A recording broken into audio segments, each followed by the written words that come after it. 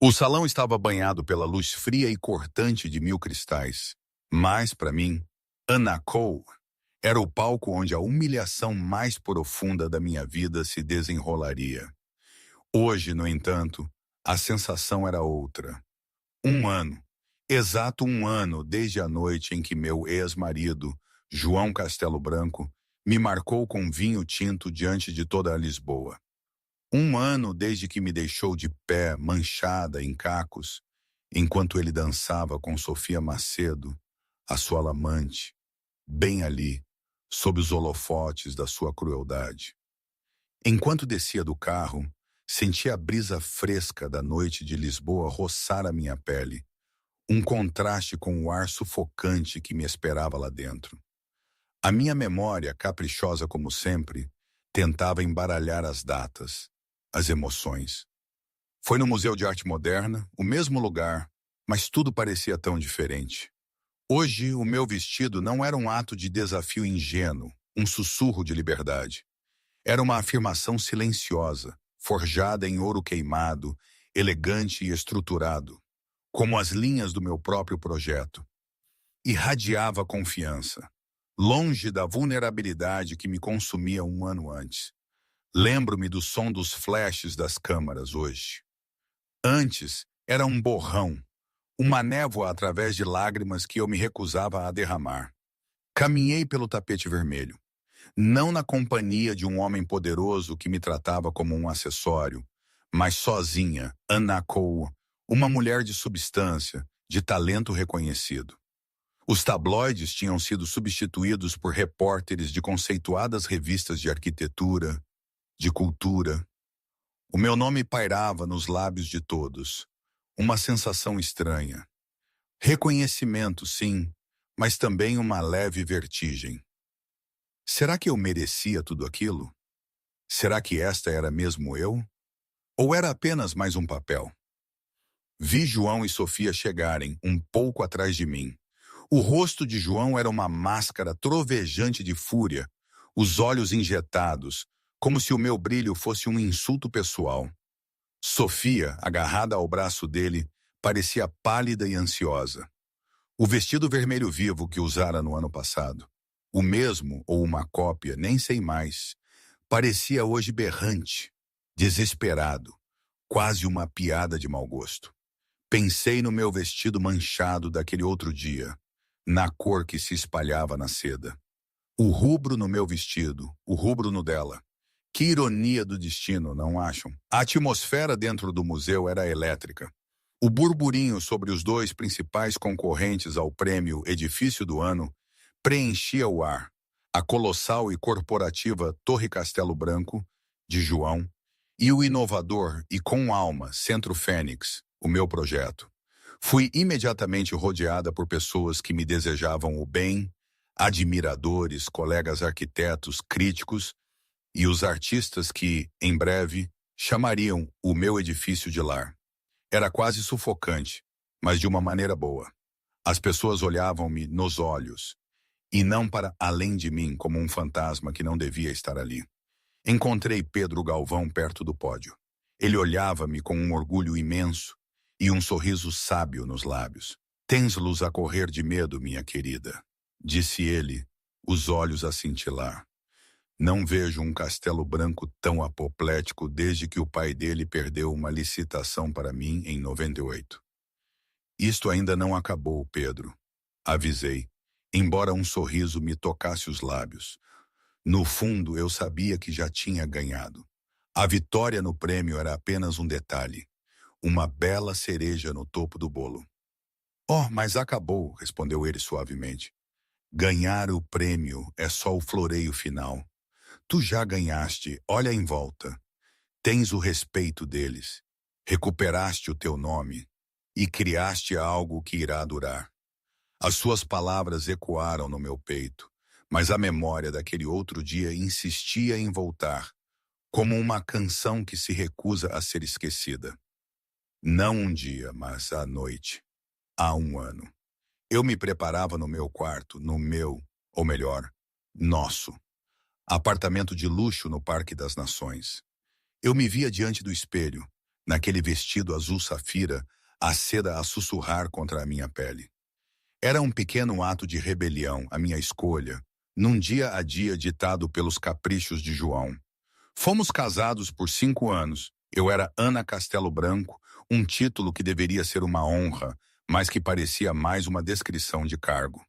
Tínhamos nos conhecido na universidade.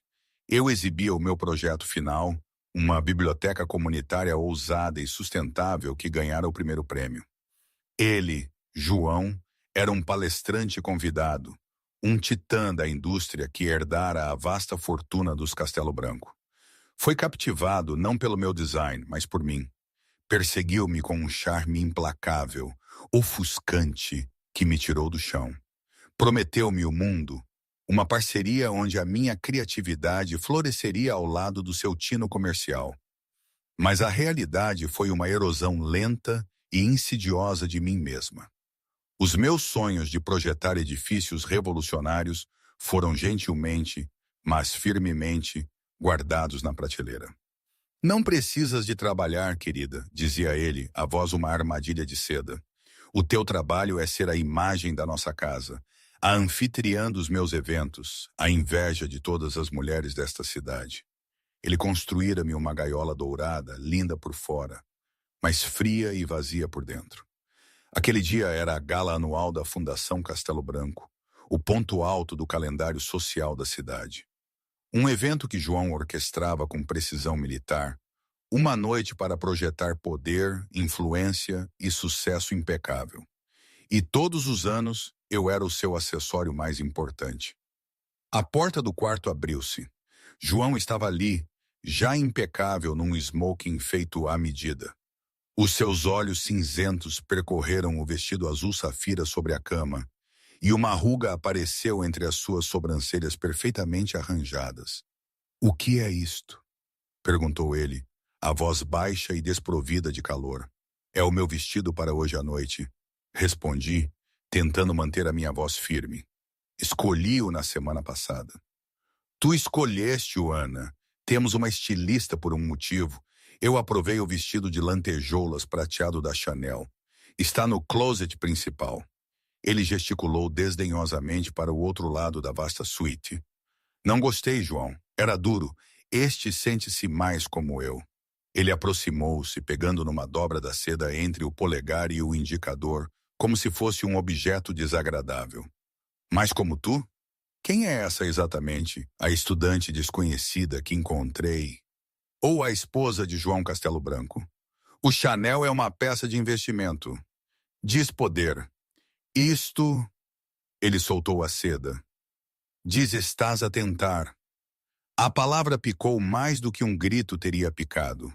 Era a sua arma preferida, um desdém silencioso e condescendente que me fazia sentir pequena e tola.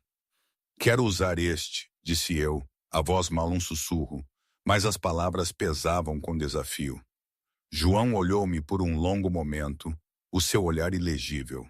Depois, um sorriso lento e frio espalhou-se pelos seus lábios. Era um sorriso que nunca chegava aos olhos, um sorriso que eu aprendera a temer. "Tudo bem", disse ele, a palavra seca. "Se estás tão determinada a fazer a tua pequena declaração, quem sou eu para te impedir? Apenas esteja pronta em 1 hora. A pontualidade é primordial." Ele virou-se e saiu sem mais uma palavra, o clique da porta ecoando no silêncio. Soltei um fôlego que não sabia que estava a segurar. Foi uma vitória, mas vazia. Conhecia João demasiado bem. Ele nunca simplesmente concedia um ponto. Encontraria uma maneira de me fazer pagar por aquele pequeno ato de independência. E assim foi. 1 hora depois, enquanto descia a ampla escadaria de mármore da nossa cobertura, vi-o à espera junto à porta. Os seus olhos percorreram-me desde os simples brincos de diamantes nas minhas orelhas até a bainha do vestido azul safira. Ele nada disse, apenas ofereceu-me o braço. O seu toque era gelado, mesmo através do tecido do seu fato. A viagem até a gala foi silenciosa. Eu observava as luzes da cidade a passarem em borrão pela janela do Rolls Royce. Uma tapeçaria brilhante de vidas que eu só podia imaginar. Senti um nó de pavor apertar-se no meu estômago. O silêncio de João era sempre mais ameaçador do que a sua raiva. Quando chegamos à grande entrada do museu, onde a gala era realizada, uma série de flashes irrompeu dos paparazzi reunidos. A persona pública de João encaixou-se no lugar. O sorriso charmoso apareceu. A confiança fácil irradiava dele. Ele ajudou-me a sair do carro, a sua mão agora quente nas minhas costas. Um gesto performático possessivo para as câmaras. "Sorri, querida", murmurou ele, a sua respiração perto do meu ouvido. "És uma castelo branco. Tens tudo o que podes querer." Enquanto caminhávamos pelo longo tapete vermelho, eu coloquei a máscara que a aperfeiçoara ao longo dos anos. Sorri até as minhas bochechas doerem, a minha postura perfeita, cada movimento meu um estudo de elegância graciosa. Mas, sob a superfície, senti um tremor de medo. Aquela noite era diferente. O vestido azul safira era uma declaração. E eu sabia com uma certeza que me gelava os ossos que João estava a preparar a sua resposta. A gaiola dourada estava prestes a tornar-se uma arena, e eu era quem seria atirada aos leões. O grande átrio do Museu de Arte Moderna fora transformado num país das maravilhas celestial. Milhares de luzes de fadas estavam penduradas no teto abobadado, imitando um céu estrelado. Mesas carregadas de cristais gemiam sob o peso de arranjos florais e talheres brilhantes. O ar zumbia com as conversas das pessoas mais poderosas da cidade. Banqueiros, políticos, magnatas da tecnologia e socialites. Todos a orbitar o centro gravitacional que era João Castelo Branco. João movia-se pela multidão com a graça predatória de um tubarão. Um sorriso charmoso fixo no rosto, enquanto os seus olhos procuravam oportunidades. Eu estava presa ao seu lado, um satélite silencioso e bonito. Ele apresentava-me com um casual. "Já conhecem a minha esposa, Ana." O seu tom deixando claro que a minha identidade começava e terminava com ele. Eu sorria, apertava mãos e murmurava amabilidades, sentindo-me mais um fantasma do que uma pessoa. Notei Sofia Macedo quase imediatamente. Era impossível não o fazer. Sofia era uma chama numa sala de elegância discreta, apertada num vestido vermelho carmesim que deixava pouco à imaginação. Era filha de um rival construtor, uma mulher com ambição gravada nos seus traços afiados e bonitos. Durante meses, sussurros seguiram Sofia e João, mas ele sempre os descartara com um riso, chamando as minhas suspeitas de paranoia inadequada. Mas a forma como ele olhava para Sofia naquela noite era diferente.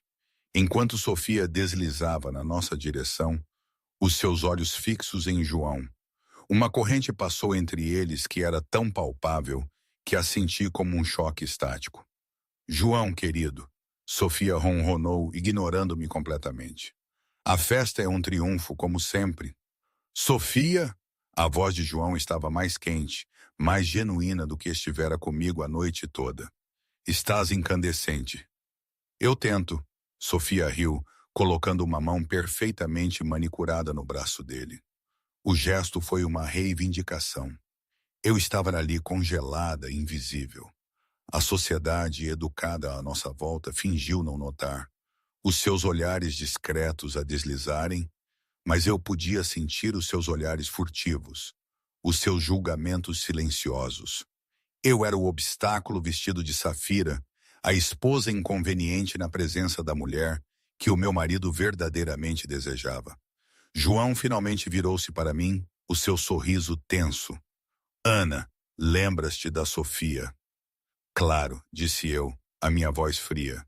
"É difícil esquecer." O sorriso de Sofia foi um flash, predatório de dentes brancos. "Igualmente. É um vestido simples, Ana, muito discreto."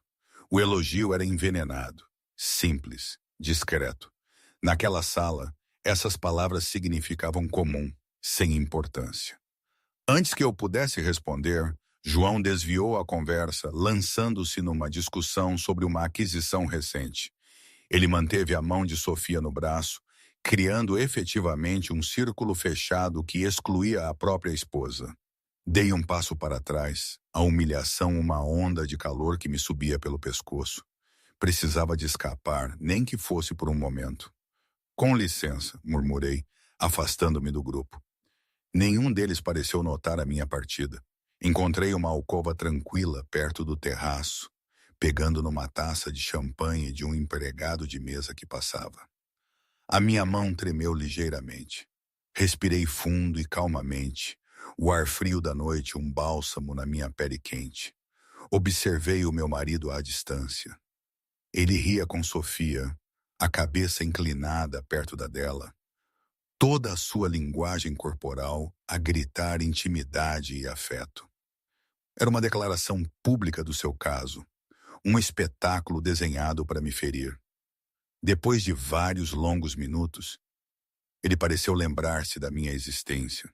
Os seus olhos encontraram os meus do outro lado da sala, e ele começou a caminhar na minha direção. Sofia permaneceu atrás, com um olhar de triunfo presunçoso no rosto. Por um momento selvagem e tolo, senti um vislumbre de esperança.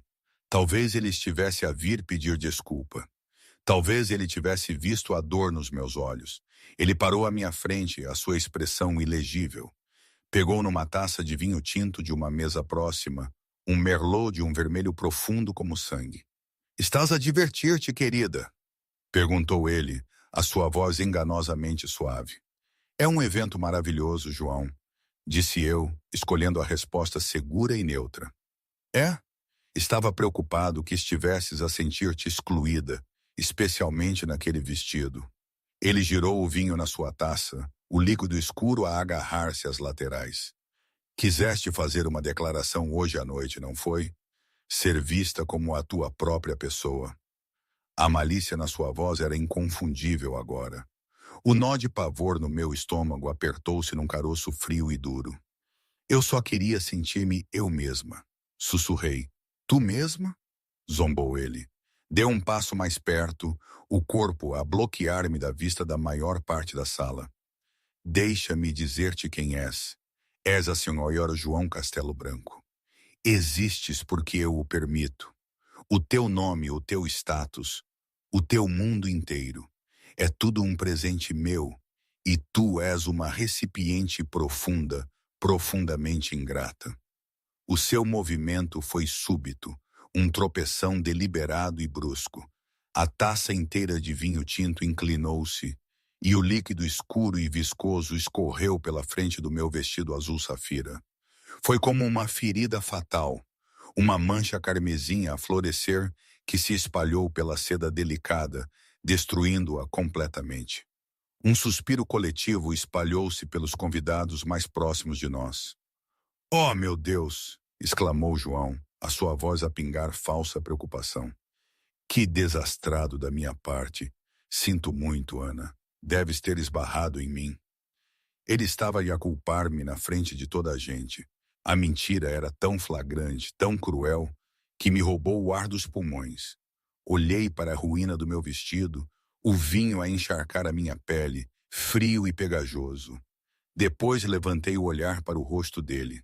Não havia desculpa nos seus olhos, apenas um brilho frio e triunfante.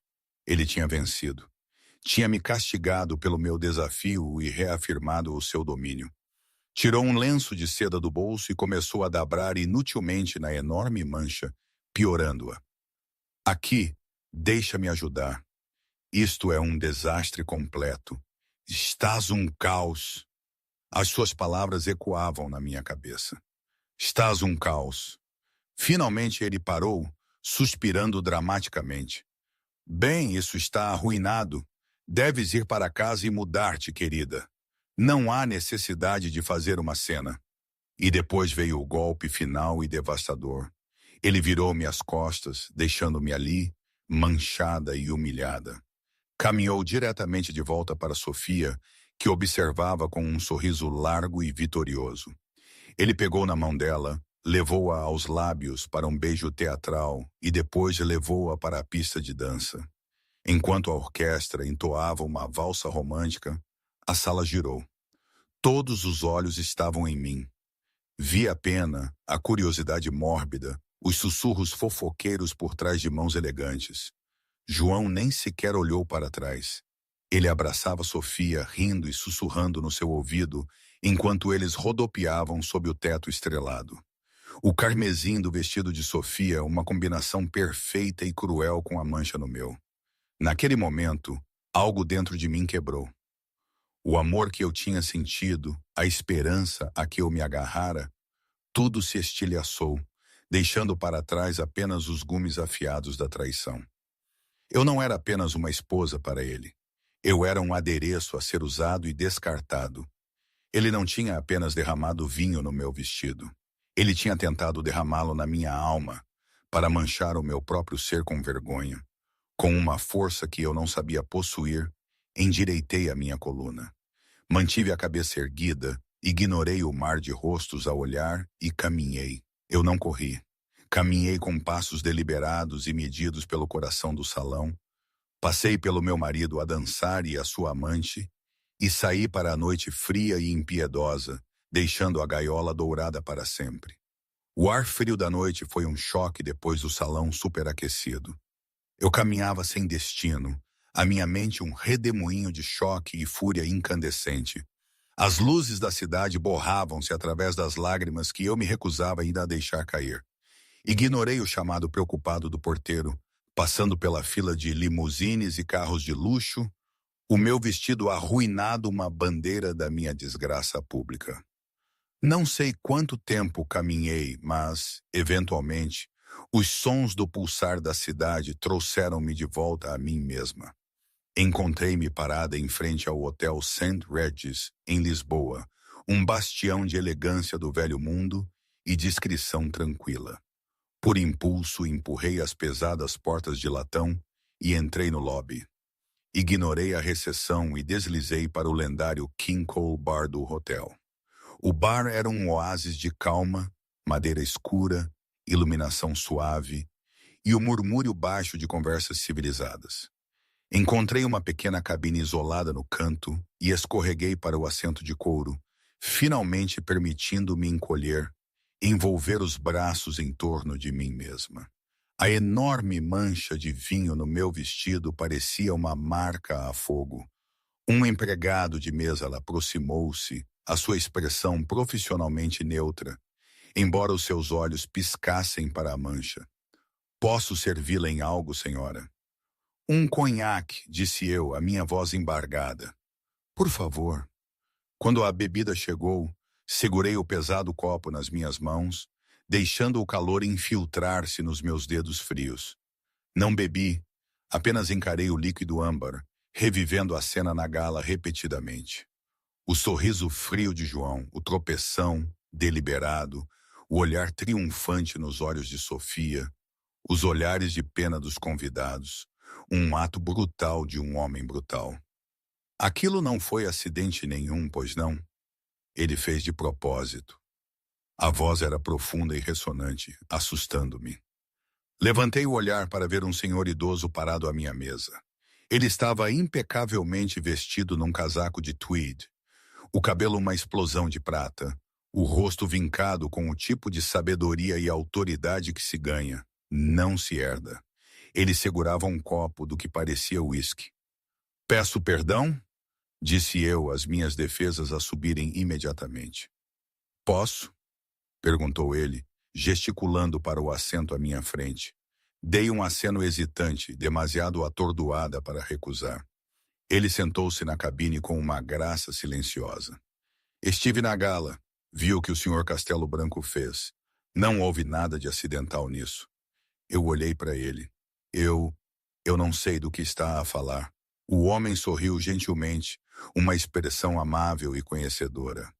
"Minha querida, não há necessidade de pretensão aqui. Estás entre os feridos que caminham. Conheço bem o olhar. O meu nome é Pedro Galvão."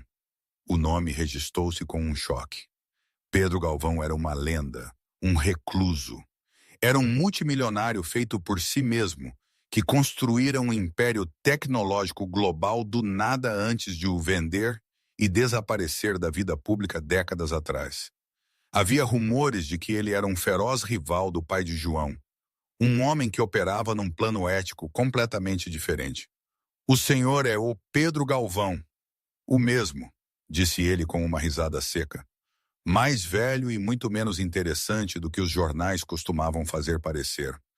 Faço uma rara exceção para a Gala Castelo Branco todos os anos. É um estudo antropológico fascinante de avareza e ego." Ele tomou um gole do seu uísque, os seus olhos afiados e inteligentes a estudarem-me. "Via no início da noite, Sr. Castelo Branco. Quando chegou, havia um fogo nos seus olhos, um vislumbre de desafio. Aquele vestido azul safira também não foi acidente, pois não?" Fui surpreendida pela sua percepção. "Não", admiti, a minha voz mal um sussurro. "Não foi." "Pensei que não", ele acenou. "João é filho do pai. Vê as pessoas não como almas, mas como ativos num balanço. A senhora, suspeito, foi a sua aquisição mais valiosa. Mas as aquisições podem ser desinvestidas, especialmente quando começam a pensar por si mesmas." As suas palavras foram diretas ao coração da questão, articulando a verdade que eu tivera demasiado medo de admitir a mim mesma durante anos. As lágrimas que eu segurara finalmente brotaram nos meus olhos. "Ele fê-lo para me quebrar", disse, as palavras sufocadas pela dor. "Para mostrar a todos que eu lhes pertenço, que ele pode magoar-me e descartar-me quando quiser." "E conseguiu?" Pedro perguntou, o seu olhar firme e intenso. A pergunta pairou no ar entre nós. "Conseguiu?" Senti-me quebrada, humilhada, estilhaçada. Mas, enquanto olhava para aquele estranho, que me via não como uma vítima, mas como uma pessoa, um vislumbre do fogo que ele mencionara antes reacendeu-se. Era o mesmo fogo que me levara a projetar aquela biblioteca premiada, o mesmo fogo que escolhera o vestido azul safira. "Não", disse eu, a palavra ganhando força enquanto a pronunciava. "Não, ele humilhou-me. Ele magoou-me, mas não me quebrou." Um sorriso lento e genuíno espalhou-se pelo rosto de Pedro Galvão. "Bom, era isso que eu esperava ouvir. Porque a vergonha, Sr. Castelo Branco, é uma emoção inútil. Mas a raiva pode ser um combustível magnífico. Pode construir impérios ou, nas mãos certas, pode derrubá-los." Ele inclinou-se ligeiramente, a sua voz baixando para um tom conspiratório. "Eu tenho observado os investimentos Castelo Branco há muito tempo. João é arrogante e desleixado. Acredita que é intocável. Pessoas assim sempre se deixam expostas." Ele fez uma pausa, deixando as suas palavras penetrarem. "A senhora tem uma mente de arquiteta, não tem? Vê o mundo em termos de estrutura, design e integridade. Sabe que mesmo o arranha-céus mais imponente pode ser derrubado se comprometer a sua fundação." O meu coração começou a bater mais rápido. Aquela não era uma conversa comum. Era algo completamente diferente. "O que está a sugerir?" "Estou a sugerir", disse Pedro, os seus olhos a piscar com uma luz perigosa, "que tem uma oportunidade única. Tem um conhecimento interno do homem. E tem uma razão para querer justiça. Eu tenho recursos e uma aversão profundamente enraizada a tudo o que o nome Castelo Branco representa. Parece-me que podemos ter um interesse comum." Ele colocou um simples e elegante cartão de visita na mesa. Continha apenas o seu nome e um número de telefone privado. "Vá para casa, Sr. Castelo Branco. Não para a cobertura dele, mas para um lugar da sua escolha. Tire um dia, deixe a raiva assentar na sua resolução. E quando estiver pronta para deixar de ser uma vítima e começar a projetar o seu próprio futuro, e talvez a queda dele, ligue-me. Tenho um projeto em mente que pode interessar a uma arquiteta do seu calibre." Ele levantou-se, fez uma pequena e respeitosa vênia e saiu do bar tão silenciosamente quanto entrara. Eu fiquei ali sentada por um longo tempo, o conhaque intocado, o meu olhar fixo no pequeno cartão branco. O ar no bar já não parecia opressivo, parecia carregado de possibilidades. A mancha carmesim no meu vestido já não parecia uma marca de vergonha. Era uma declaração de guerra. Pedro Galvão tinha me oferecido uma tábua de salvação, mas era mais do que isso. Ele tinha me oferecido um plano para a vingança. No dia seguinte, Ana acordou nos lençóis limpos de uma suíte no St. Regis, reservada com o meu nome de solteira, Anna Cole. A primeira luz do amanhecer entrava pela janela, iluminando o vestido azul safira, agora seco e rígido, pendurado numa cadeira. Era uma lembrança feia e dolorosa, mas eu não o escondi. Olhei para ele como um soldado olha para as suas cicatrizes de batalha, um testemunho do que eu sobrevivera. A primeira chamada que fiz não foi para Pedro Galvão, mas para Maria Ribeiro, a advogada de divórcio mais implacável da cidade. A reputação de Maria era lendária. Era conhecida por desmantelar os impérios de homens poderosos que maltratavam as suas esposas. Maria é a Ana Castelo Branco, disse eu, a minha voz clara e firme. Preciso de contratá-la. Vou deixar o meu marido. Houve um breve silêncio do outro lado, seguido por um assobio baixo. Bem, estou à espera desta chamada há 3 anos, Ana. Qual foi a gota d'água? Ele redecorou o meu vestido com uma garrafa de Merlot na frente de 500 pessoas, disse eu, um toque de humor sombrio no meu tom. Humilhação pública. Chique, Maria respondeu secamente. Isso não são apenas motivos para divórcio. Isso é uma declaração de guerra. Estou no meu escritório. 11 da manhã.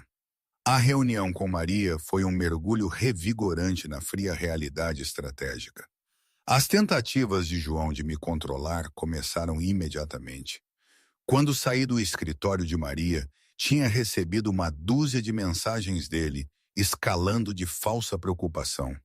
Estás bem? Estava louco de preocupação. Para ameaças diretas. Não podes fugir disto, Ana. Não sejas tola. Uma notificação do meu banco informou-me que as nossas contas conjuntas tinham sido congeladas. Ele pensou que podia me sufocar, controlar-me com dinheiro, como sempre fizera. Ele subestimou-me. Ele esqueceu-se que eu tinha aliados. A minha segunda chamada foi para o número no cartão de Pedro Galvão. Ele atendeu ao primeiro toque. Senhor Galvão, é a Ana. Esperava que ligasses, Ana. A sua voz era calorosa e encorajadora. Confio que dormiste sobre isso. Sim, confirmei. E contratei a Maria Ribeiro. Os meus bens já estão congelados. Previsível, Pedro riu. O primeiro movimento de um bully é sempre a carteira. Não te preocupes com isso. Estou a transferir um fundo inicial para uma conta em teu nome. Considero um adiantamento pelos teus serviços. Agora, sobre aquele projeto que mencionei. Estás livre para nos encontrarmos esta tarde? Encontramo-nos num clube privado discreto, o tipo de lugar tão exclusivo que nem sequer tinha uma placa. Numa sala revestida de couro que cheirava a livros antigos e ambição, Pedro apresentou a sua proposta.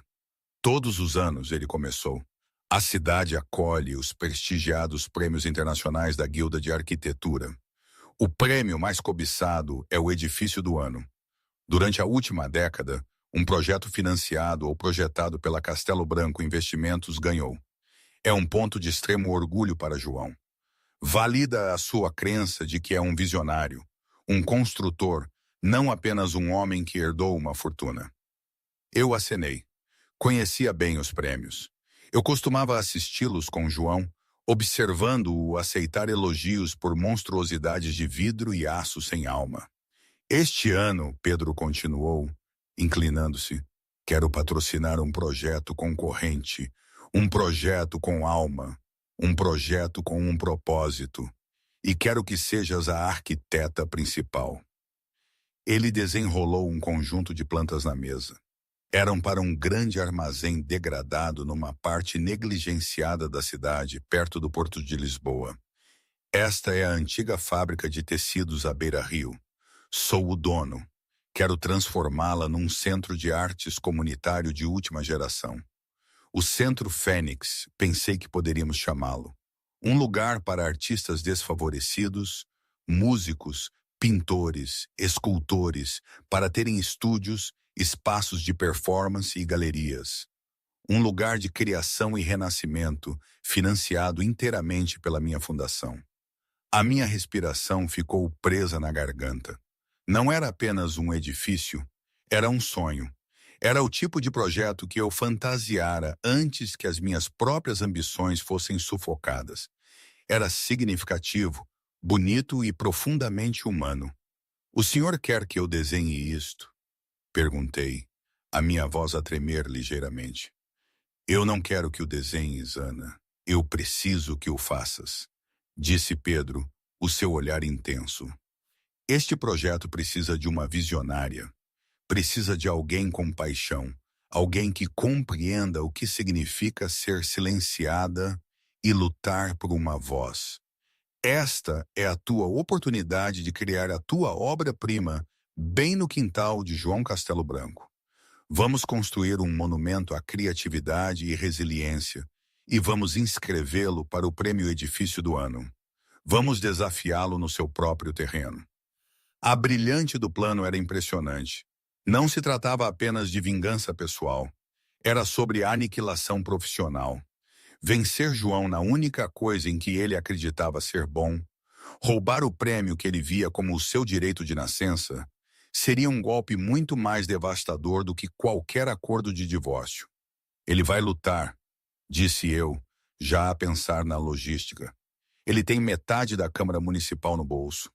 Licenças de zoneamento, licenças de construção. Deixa a política e o financiamento comigo", disse Pedro, com um aceno de mão. "Estive fora do jogo por um tempo, mas ainda sei como mover as cordas. O teu único trabalho é projetar o edifício mais extraordinário que esta cidade já viu. Pega em todo amor, toda a raiva, todos os anos de talento suprimido e despeja-os em tijolo e aço e luz." Um fogo acendeu-se no meu peito, queimando os últimos vestígios de medo e dúvida. Esta era a minha chance, não apenas para me vingar de João, mas para voltar a mim mesma, para me tornar a mulher que eu deveria ser antes que ele tentasse apagar-me. "Quando é que começo?" perguntei, a minha voz a vibrar com uma força recém-descoberta. Pedro Galvão sorriu. "Já começaste, minha querida. Já começaste." Ao sair do clube, o horizonte da cidade parecia diferente. Já não era um símbolo do poder de João, mas uma tela à espera do meu toque. Os processos de divórcio seriam brutais, a agitação mediática intensa. João e Sofia exibiram a sua relação, tentando provocar-me. Mas nada disso importava mais. Eu não era a mulher quebrada no vestido manchado. Eu era Ana Cole, arquiteta, e estava prestes a desenhar os planos para a ruína de João Castelo Branco. Aquele período, entre a decisão e o início da construção, foi um tempo de silêncio e reflexão inesperados. Lembro-me de noites sem sono no meu novo loft, a olhar para as plantas do Centro Fênix, cada linha uma promessa de renascimento. Era nessas horas que pensava na minha família, no meu pai, que sempre me dizia para nunca confiar em quem promete demais, em quem faz a vida parecer fácil. Ele falava dos vendedores no mercado de Aveiro, mas a sua voz ressoava agora de forma diferente, noutros contextos. A vida com João, o Castelo Dourado. As promessas de um mundo sem trabalho. Era tudo fácil demais, perfeito demais. E a perfeição, como aprendi da forma mais dura, é uma ilusão perigosa. O real é bagunçado com suas manchas de vinho e suas ruínas, mas também com a chance de construir algo de novo e verdadeiro a partir dos escombros. Eu estava pronta para construir, não para viver num conto de fadas, mas para erguer uma verdade sólida. Os meses seguintes foram um borrão de energia frenética e criação focada. Mudei-me para um loft minimalista e chique, numa parte diferente da cidade, um espaço que era inteiramente meu. Rapidamente se transformou num estúdio com esboços, plantas e amostras de materiais a cobrir cada superfície disponível. Eu vivia e respirava o Centro Fênix, muitas vezes trabalhando noite adentro, impulsionada por café e um desejo ardente de criar algo magnífico. Montei uma pequena e brilhante equipa de jovens designers e engenheiros famintos que se inspiraram na minha visão e na missão do projeto. Eles viam-me não como uma socialite desprezada, mas como uma líder, uma artista de imenso talento, finalmente libertada. Pela primeira vez em anos, senti-me respeitada, as minhas ideias valorizadas, o meu intelecto celebrado. A mulher que fora silenciada por tanto tempo estava agora no comando, a sua voz clara e decisiva, enquanto dirigia cada detalhe do projeto. A batalha legal com João foi, como previsto, um caso vicioso e público. Os advogados dele tentaram pintar-me como uma mulher instável e vingativa, enquanto os tabloides, alimentados por fugas estratégicas do campo de João, publicavam manchetes sensacionalistas. Sofia era frequentemente fotografada com João, carregada de joias que ele lhe comprara, o casal a parecer presunçoso e inatacável. Eu, por conselho de Maria Ribeiro, permaneci em completo silêncio. Recusei-me a envolver-me na lama. A minha resposta não estaria nos jornais. Estaria na estrutura crescente do Centro Fênix. João, através das suas fontes, rapidamente soube do meu projeto. A princípio, ele desprezou-o. Ela está a construir um caso de caridade qualquer no centro da cidade. Zombou ele para Sofia uma noite durante um jantar num restaurante com estrelas Michelin. Um pequeno projeto de vaidade financiado por aquele velho fóssil do Galvão. É patético. Ela pensa que pode competir com a expansão da Torre Castelo Branco. A expansão da Torre Castelo Branco era a entrada de João para os prêmios de arquitetura, um arranha-céus de vidro frio e imponente, projetado para dominar o horizonte e projetar o seu poder corporativo. Sofia, a beber champanhe, estava menos confiante. Não a subestimes, João. Pessoas desesperadas são perigosas. Ela não é perigosa, é delirante, retrucou ele, a sua arrogância a cegá-lo. Ela nem sequer conseguiu escolher o próprio vestido para uma festa. Pensas que ela pode construir um legado? Mas à medida que a construção do Centro Fênix progredia com uma velocidade espantosa, começaram a circular sussurros na comunidade arquitetônica. O meu design era revolucionário. Não estava lá apenas a renovar a antiga fábrica de têxteis. Eu estava a tecer a história industrial do edifício num design deslumbrante, moderno e orgânico. Usei tijolo e madeira reaproveitados da estrutura original, combinando-os com vastas extensões de vidro e um átrio imponente preenchido com luz natural. O edifício foi projetado para ser não apenas bonito, mas sustentável e profundamente conectado à comunidade que servia. Era uma estrutura com alma. Entretanto, começaram a aparecer rachaduras na fachada perfeita de João e Sofia. As exigências de Sofia tornaram-se mais extravagantes. Ela queria um anel maior, um papel mais proeminente na Fundação Castelo Branco. Um compromisso público que ele ainda hesitava em dar, enquanto o divórcio estava pendente. As suas custas judiciais eram astronômicas, e o constante escrutínio dos meios de comunicação começava a desgastá-lo. Ele tornou-se mais irritadiço, mais controlador. Uma noite, Sofia mencionou o Centro Fênix novamente. Vi uma renderização online na Architectural Digest, disse ela a navegar no telefone. Estão a chamar-lhe o projeto mais aguardado do ano. As pessoas estão a falar dela, João. Estão a chamá-la de gênio. João arrancou o telefone da mão dela. Ele olhou para a imagem do edifício, uma estrutura que era toda luz, calor e inovação. Era tudo o que a sua fria torre corporativa não era. Uma veia pulsava na sua têmpora. É um acaso, rosnou ele, atirando o telefone para ela. O dinheiro do Galvão pode comprar boa imprensa, mas não pode comprar bom gosto. É um abrigo de sem-abrigos glorificado. É o favorito para o prêmio da Guilda, de acordo com o artigo. Sofia insistiu, a sua voz aguda. E se ela ganhar? Ela não vai ganhar, ele rugiu, batendo o punho na mesa. fazendo chocalhar a fina porcelana. Eu sou João Castelo Branco. Eu não perco, especialmente para ela. A explosão silenciou Sofia, mas a semente da dúvida tinha sido plantada. João começou a ver o Centro Fênix não como um hobby patético, mas como uma ameaça genuína. Ele começou a usar a sua influência para causar problemas. Inspeções súbitas e inesperadas no local da construção, atrasos nos carregamentos de materiais de fornecedores com ligações a Castelo Branco Investimentos. Mas para cada obstáculo que João criava, Pedro Galvão estava lá para abrir o caminho. Uma inspeção falhada era anulada por uma chamada para uma instância superior. Um carregamento atrasado era substituído por um expedido de um fornecedor europeu que Pedro tinha de reserva. A batalha era travada não nos tribunais ou nos tabloides, mas nas sombras da logística e da influência. Eu mantive-me acima da confusão, o meu foco inabalável.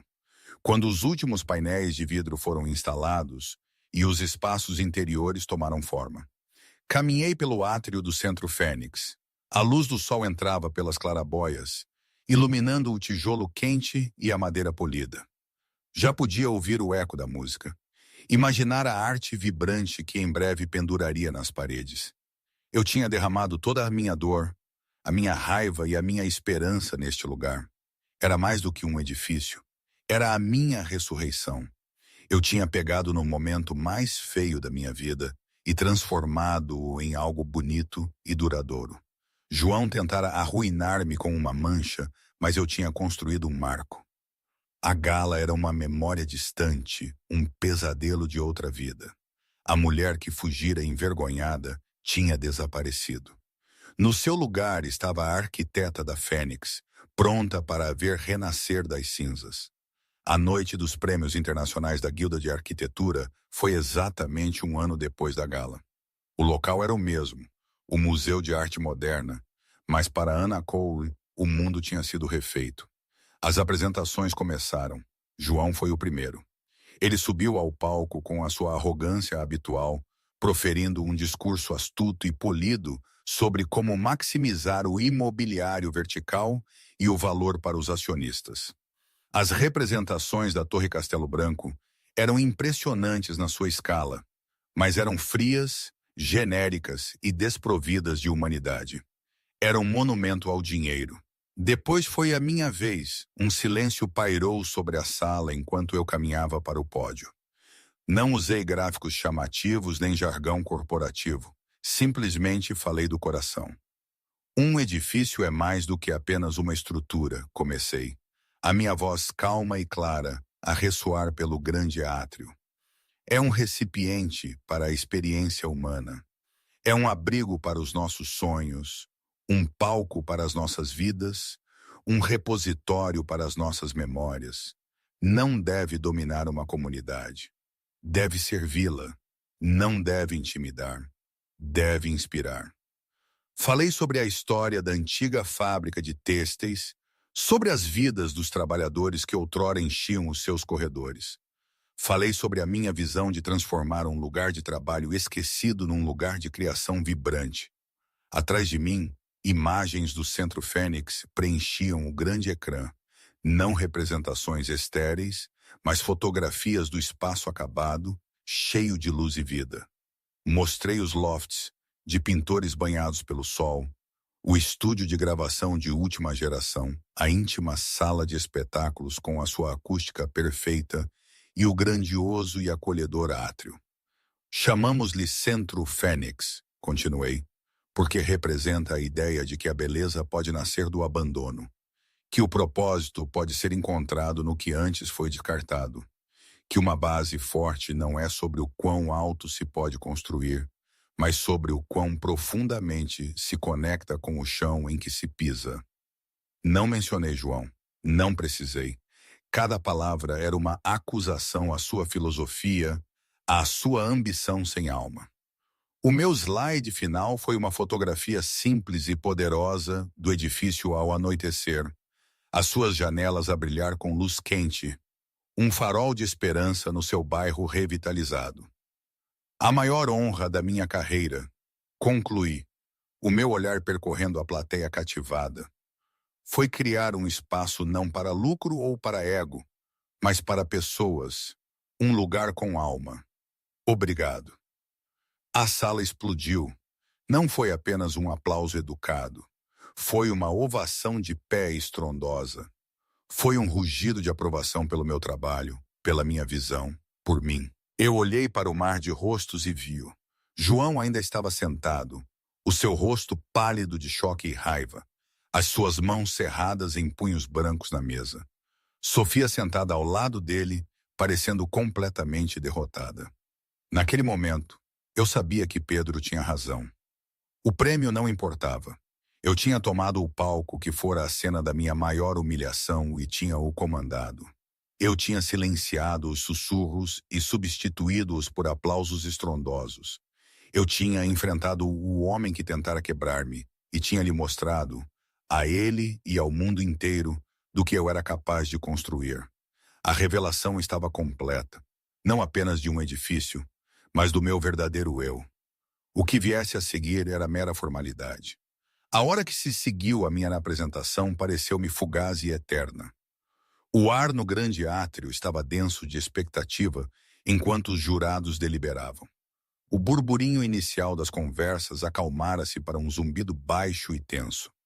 Eu sentei-me a uma mesa com Pedro e a minha equipa de design, aceitando as suas palavras tranquilas de encorajamento, mas sentindo-me estranhamente serena.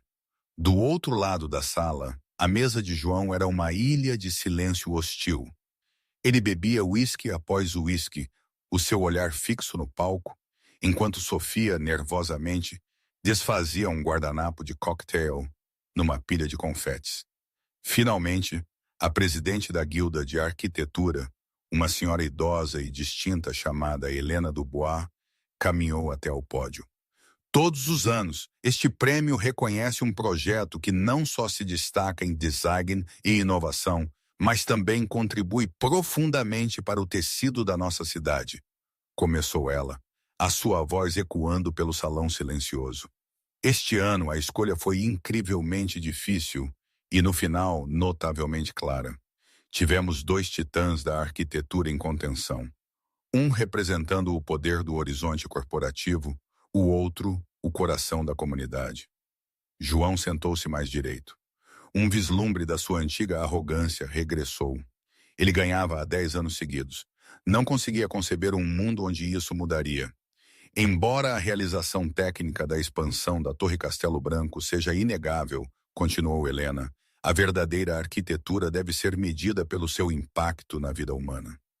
É pela sua beleza de tirar o fôlego, o seu uso inovador do espaço histórico e o seu profundo compromisso com a alma da nossa cidade que os jurados tomaram uma decisão unânime. Ela fez uma pausa, abrindo o envelope dourado. A sala inteira prendeu a respiração. O prêmio Edifício do Ano vai para o Centro Fênix, desenhado por Ana Cole. Por um momento, houve um silêncio absoluto, seguido por uma explosão de aplausos que abalou os próprios alicerces do museu. A minha equipa explodiu em gritos de alegria, abraçando-me e uns aos outros. Pedro apertou o meu ombro, os seus olhos a brilhar de orgulho. Eu senti uma onda de emoção tão poderosa que quase me fez cair. Gratidão, vindicação e uma alegria profunda e ressonante. Caminhei até ao palco em transe, o pesado e belo prêmio parecendo surreal nas minhas mãos. Fiz um breve e sincero discurso, agradecendo a Pedro, a minha equipa e a comunidade que abraçara o projeto. Enquanto falava, os meus olhos encontraram os de João. Ele parecia ter sido atingido por um raio. O sangue escoara do seu rosto, deixando-o de um branco cadavérico. Ele olhava para mim, a sua expressão um coquetel tóxico de descrença, ódio e derrota total. Enquanto eu voltava para a minha mesa, com uma recessão de heroína à minha espera. Uma comoção começou perto da entrada do salão. Um pequeno grupo de pessoas com fatos escuros e conservadores tinha entrado, liderados por um homem com uma expressão sombria e determinada. Não eram convidados. Eles moviam-se com um propósito perturbador, fazendo uma linha direta para a mesa de João Castelo Branco. Dois deles flanquearam João, falando-lhe em tons baixos e urgentes. Um deles deslizou um documento pela mesa à frente dele. Um jornalista perto da cena, pressentindo uma grande história, levantou o telefone para começar a gravar. João Castelo Branco, disse o agente principal, a sua voz alta o suficiente para se fazer ouvir no súbito silêncio. Sou o agente Manuel da SEC. Temos um mandado de prisão para o senhor por várias acusações de fraude de valores mobiliários e peculato. Um suspiro coletivo percorreu a sala. João saltou de pé, o seu rosto contorcido numa máscara de fúria. Isto é ridículo, é um engano. Não tem ideia de quem eu sou. Temos uma ideia muito clara, senhor Castelo Branco, disse o agente Manuel calmamente. Temos investigado as finanças da sua empresa nos últimos 6 meses, graças a uma denúncia muito detalhada e credível de uma fonte que tem estado ciente da contabilidade criativa do seu pai há anos. Parece que o senhor continuou a tradição familiar. Os olhos de João desviaram-se pela sala, finalmente pousando em Pedro Galvão, que lhe deu um pequeno e educado aceno. A compreensão amanheceu no rosto de João. Isto não foi coincidência. O projeto, o prêmio, a prisão. Foi tudo um ataque coordenado. Sofia, vendo todo o seu futuro a dissolver-se diante dos seus olhos, fez a sua escolha. Ela levantou-se, pegou na mala e deu um passo deliberado para longe de João. Não tenho nada a ver com isso, anunciou ela para a sala, a sua voz estridente de pânico. Não fazia ideia, sou tanto uma vítima quanto qualquer outra pessoa. Ela virou-se e praticamente correu do salão, abandonando-o sem um segundo olhar. A traição final pareceu estilhaçar o pouco de compostura que João ainda tinha. Tu! Ele rugiu apontando um dedo trêmulo para mim. Foste tu! Tu fizeste isto! Antes que ele pudesse atirar-se na minha direção, os agentes prenderam seus braços atrás das costas, clicando as algemas no lugar. O som foi agudo e final no silêncio atordoado da sala. Enquanto o levavam, uma casca desacreditada e gaguejante do homem poderoso que ele fora. Os seus olhos encontraram os meus pela última vez. Neles, eu não vi remorso nem compreensão, apenas a raiva impotente de um rei cujo castelo desmoronara em pó ao seu redor. Eu não senti nada. Nem ódio, nem pena, nem sequer satisfação. Ele era simplesmente irrelevante, um fantasma de um passado que eu já deixara para trás. Virei as costas para a cena patética da sua queda e olhei para o prêmio na minha mão. Esta era a minha vitória. Não a sua destruição, mas a minha criação. Eu não tinha derrubado o seu império por despeito. Eu tinha simplesmente construído um melhor, fundado na integridade, na paixão e na luz. O karma que encontrara João Castelo Branco foi uma consequência das suas próprias ações. Uma conta que finalmente tinha chegado. O meu futuro não era sobre ele. Era sobre o próximo edifício, o próximo projeto, o próximo sonho. Era um futuro que eu mesma desenharia. E hoje, não sei bem. Às vezes, penso que foi a melhor coisa que me podia ter acontecido. Outras vezes, quando a insônia me visita, questiono se a escolha de Pedro foi a minha ou apenas uma rota de fuga que me empurraram. Talvez ambos. A vida é assim, não é? Um emaranhado de certezas e dúvidas, de vitórias e cicatrizes. Nada é preto no branco. Nada é perfeito. Mas é a minha vida. E por mais que o medo ainda apareça, sei que o controle está nas minhas mãos. E isso, por si só, já é uma vitória inestimável.